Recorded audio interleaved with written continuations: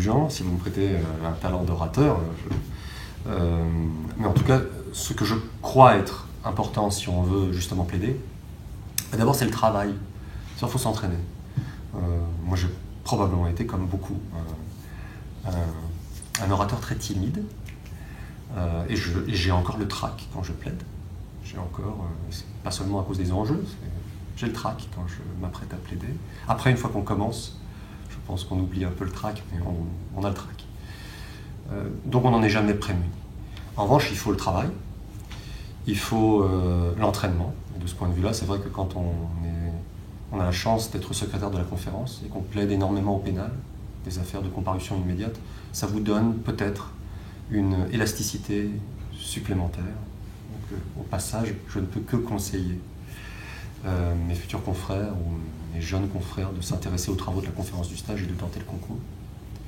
Après, je pense aussi que ce qui est important lorsqu'on veut essayer de développer des capacités oratoires, que ce soit pour plaider devant une juridiction, pour plaider devant un régulateur, ou même s'exprimer dans le cadre d'une négociation. Je pense que l'enseignement est important.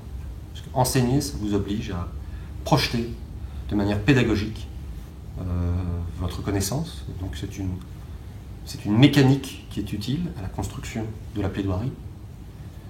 Et puis deuxièmement, je pense qu'il est important, et ça c'est presque additionnel, de continuer à développer un patrimoine personnel, littéraire, culturel.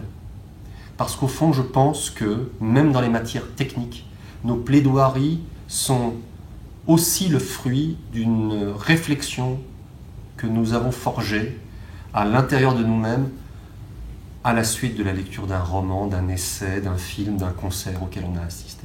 C'est-à-dire que ces éléments qui viennent, je l'espère, enrichir notre patrimoine, alimentent notre capacité à l'oral. Et je ne parle pas seulement du fait de citer quelqu'un ou un extrait, mais je pense que ça vient nourrir une sensibilité. Et une plaidoirie, c'est de la conviction, mais aussi de la sensibilité. Même dans une plaidoirie technique. Mais je pense qu'il y a la conviction et il y a la sensibilité.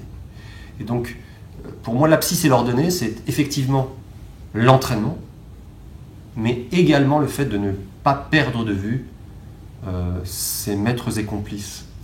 Le cinéma, la littérature, bref.